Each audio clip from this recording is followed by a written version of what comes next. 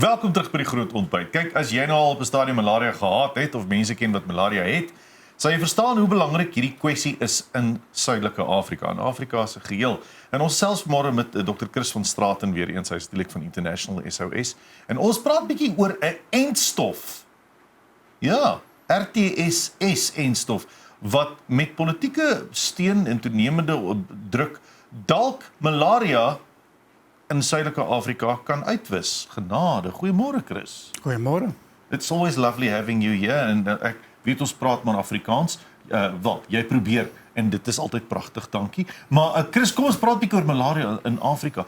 Om te dink dat malaria dalk eendag uitgewis kan word. Dis so half die goue koel, nie waar nie? Ja.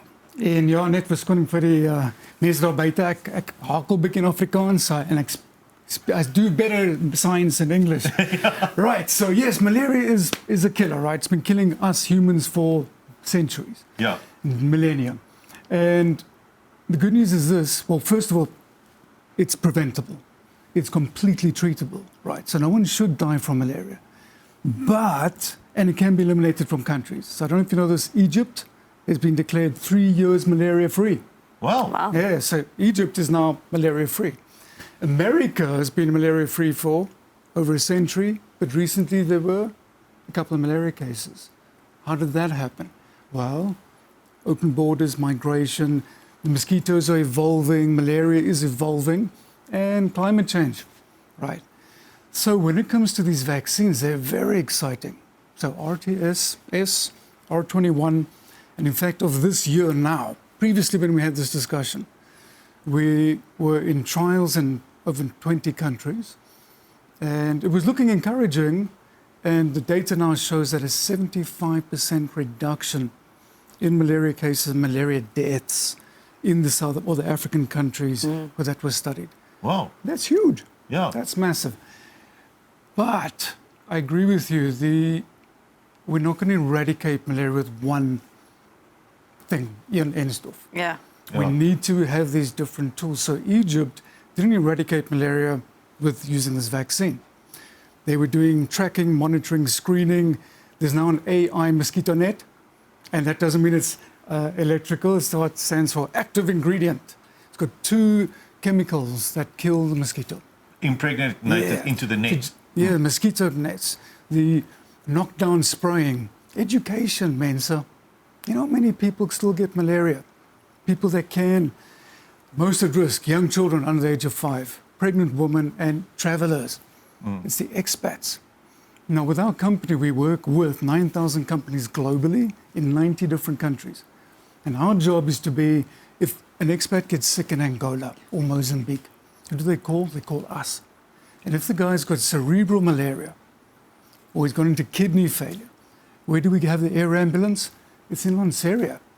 And we fly the air ambulance down to Angola, Luanda. We pick up the patient, bring him to Johannesburg, stabilize him, and then hopefully he can go back to home country. And guys, I see it too much. Dat mense nog steeds malaria kry. Yeah, absolutely. Chris, how does the SADC region compare to the rest of the world? How bad is it if we look at the numbers at the moment? I know you've said it's gone down, but realistically, as it stands currently, what does the SADC region look like? Oh, okay. So first off, globally there were about 250 malaria cases in the last 2 years. Of 95% of those cases were in the SADC or Africa, Southern Africa region. 95% of the deaths were in Africa. Wow. All right. The global malaria cases. Global.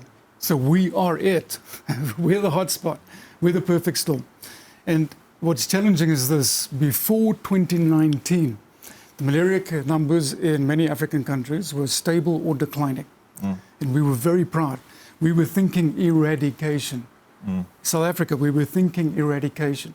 In fact, if you go look in the literature, you'll see research that our MOH was doing and NICD on eradicating malaria before 2020.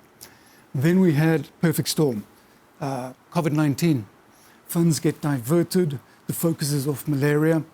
You've got, think of the Kruger Park. When we go to the Kruger in winter, I never used to take prophylaxis, ever. We've been going there since I was this big. Now when I go to the Kruger, especially the northern part, on the border of Mozambique, I take malaria prophylaxis in winter. because we're seeing more cases as you get warmer, wetter winters, which is what the mosquito needs to replicate. So what we saw is this fantastic victory. Before 2019, we're winning. Then this perfect storm, 2020 to 2023. And now the numbers are starting to drop again in certain parts of South Africa and Africa SADC, where these huge initiatives are underway. And the vaccine will play a key part in the long-term strategy. But in the short-term strategy, it's this. I love this. Get on air. It's the ABCDE approach, awareness. Take your prophylaxis, making sure you test early, because if you test early, you can treat it. And making sure that we then also develop new tools, not just the sprays and the mosquito nets, but other techniques that we have and new medications to eradicate. And for South Africa, in conjunction with Wits University and the NICD, there's an impressive program underway. And 2030, I think, is not unreasonable.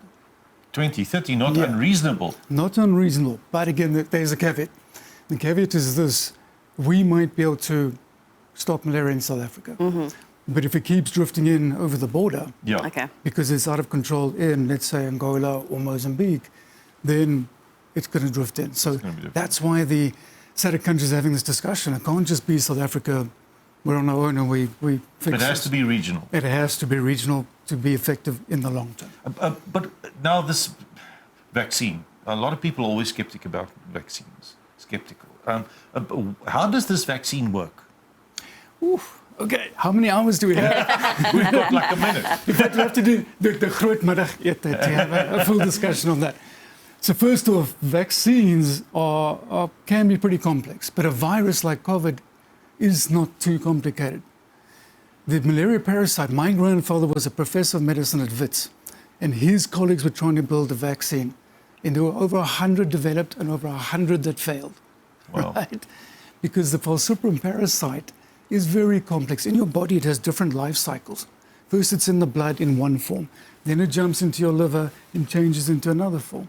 Then it goes back into the blood, and now it's sporozoites and trophozoites and gametocytes. I'm not going to give you the whole full thing. So to make a vaccine that could target this complex thing in its different stages just failed miserably. And it's very good at adapting. Mosquitoes, Xenopheles mosquitoes, and falciparum has adapted itself to almost all our treatments over the years. So when my grandfather was a doctor, you would have used chloroquine. Yeah. And quinine. We We don't use them anymore. Why? Because the mosquitoes have become resistant. And we now have new drugs, Artemita, Coartem, that we can use, A, in prevention and B, in treatment. So to get back to your question, they're very complex, these vaccines. When they first told me, 2019, that they're going to start trying them, I was like, Kansas Muskrel. But the data is showing 75% reduction. And that is massive. It's not just for the individual child or mum or dad who's now sick, potentially dying, but the economic impact is going to be massive. So it's very encouraging. Yeah. Generally speaking, these vaccines, do you take it as a preventative measure? Do you take it when you have symptoms? How do they work? Good. So these particular RTS and R21 were developed for kids under the age of 5. Okay. And what 19 countries have now done as of this year is they've made it part of your primary vaccination for kids. Okay. Yeah. So it's going to be standard. And it's a series of injections the kids get, and it helps them build very strong antibodies to fight malaria and prevent it. Dit is fantasties. Maar mense het altyd 'n vennootskap en dis meer nodig. You can't do this alone, like you say, it's a regional thing. Countries have to work together. What other partnerships do we need for this to be effective and to try and get close to that eradication point? Yes. Good, and I'm glad you asked. One of the projects, I've worked on several projects. One was in Papua New Guinea, and there we were able to eliminate malaria on a very big mine site. And how we did that is, one, it's a small island. The island was 22 kilometers in length, 14 kilometers wide, 30,000 inhabitants, dense tropical jungle and ex-volcanoes, right? But because of the small space and this multi-million-dollar company that wanted to do something for the island, we could eradicate it, right? When it comes to Africa and our borders, and the amount of movement and the complexity of that, is not just going to be the ministries of health that are going to be able to do that. In a very big project we were involved with in the DRC, again, another big mine site, we reduced malaria by 50%. And that's because we had this initiative of, we were in the community with education systems. We were rolling out these mosquito nets systematically. We were making sure that all expats had malaria prophylaxis and ability to rapid test and follow up. And then you get these sprays, they're knockdown sprays that you spray inside buildings, and vector control. If you've got puddles sitting outside the building. Clean it up and there's no, yeah. Yeah, and then also don't go out in the middle of the night in your short pants with your beer and go sit next to the dam when there's Anopheles mosquitoes because you're going to get malaria. Yeah. But it's amazing. So that combination was very effective. And it was a combination of private, government, NGO working together. And what is encouraging at the moment, especially Bill and Melinda Gates Foundation, Gavi, WHO, UNICEF, and Africa CDC, and South Africa, that combination, I think will eventually help us eradicate, not in all, but certainly in South Africa and some of the borders. So it is critical. Without that, we're not going to succeed. Because the other thing I want to say is this. There are projects where 50% reduction over a 5-year period, then ownership changes or there's a political change, funding's gone, 10 years later, back to square one. Ja, that's the thing. Op die einde gaan dit oor vennootskappe gaan, maar om te dink dat malaria dalk in die volgende paar jaar, dalk 2030 soos wat jy sê, kan uitsterf in Suidelike Afrika of in Suid-Afrika is absoluut fantasties. Dr. Chris, baie dankie dat jy weer 'n draai kom maak het. Dit is altyd lekker om jou brein bietjie te tap vir inligting. Dankie, geniet.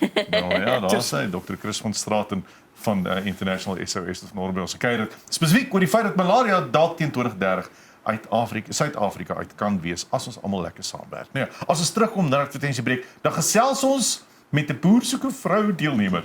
Ja, Ansel Pearson is hier in die ateljee.